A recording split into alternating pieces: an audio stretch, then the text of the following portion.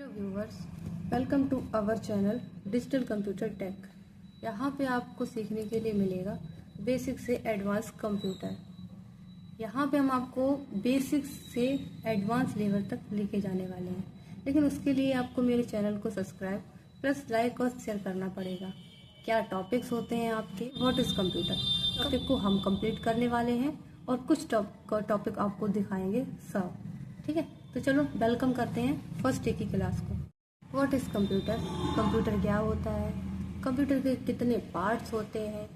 देखिए, अगर कंप्यूटर के पार्ट्स की बात करें तो कॉमन यहाँ पे जो हमारे लिए ज़रूरी होते हैं कंप्यूटर यूजर के लिए, वो सिर्फ 4 होते हैं। बाकी आप अलग से प्रिंटर, प्रोजेक्टर, स्कैनर, स्पीकर, इन सभी चीज़ों को ऐड करवा सकते हैं, लेकिन ये सिर्फ वो 4 पार्ट्स हैं जिनके बिना हमारा कंप्यूटर काम नहीं कर सकता है।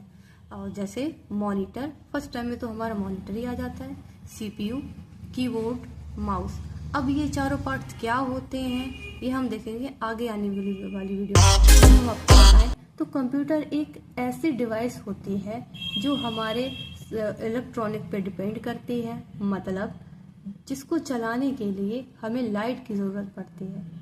देखिए, अभी यहाँ पे आपको एक यूपीएससी नाम से कोई डिवाइस देखने के लिए नहीं मिलेगी, क्योंकि पहले उसका यूज होता था। सडन हम लोग कंप्यूटर को चलाते हैं, सडन लाइट जाती है, तो हम जो भी काम कर रहे होते हैं कंप्यूटर में, वो सारा मेरा डाटा गायब हो जाता है, निकल जाता है।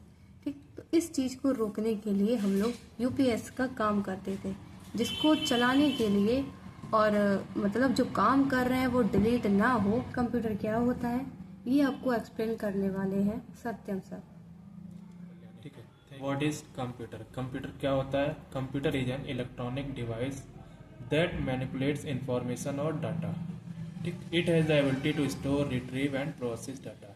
इसका मतलब ये हुआ, कंप्यूटर एक इलेक्ट्रॉनिक डिवाइस है जिसमें हम अपना कोई भी डाटा या इंफॉर्मेशन को स्टोर करके रख सकते हैं, किसी को अपनी इंफॉर्मेशन सेंड कर सकते हैं, कुछ भी अपना काम करना हो, ऑफिस रिलेटेड वर्क, मेल करना, इंटरनेट चलाना, तो उसके लिए हमें एक कंप्यूटर की आवश्यकता पड़ती है।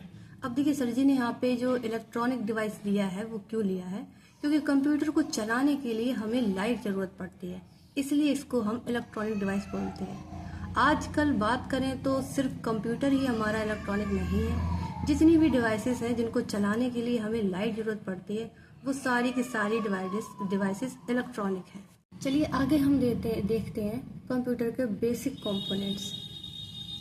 Basic components of a computer. Computer के क्या बेसिक कंपोनेंट्स होते हैं? CPU, storage device, RAM, motherboard. ये चारों हमारे होते हैं बेसिक कंपोनेंट्स।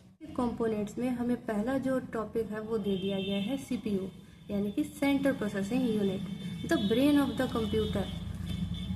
इसको सीपीयू को ही हमारा कंप्यूटर का मस्तिष्क बोला जाता है।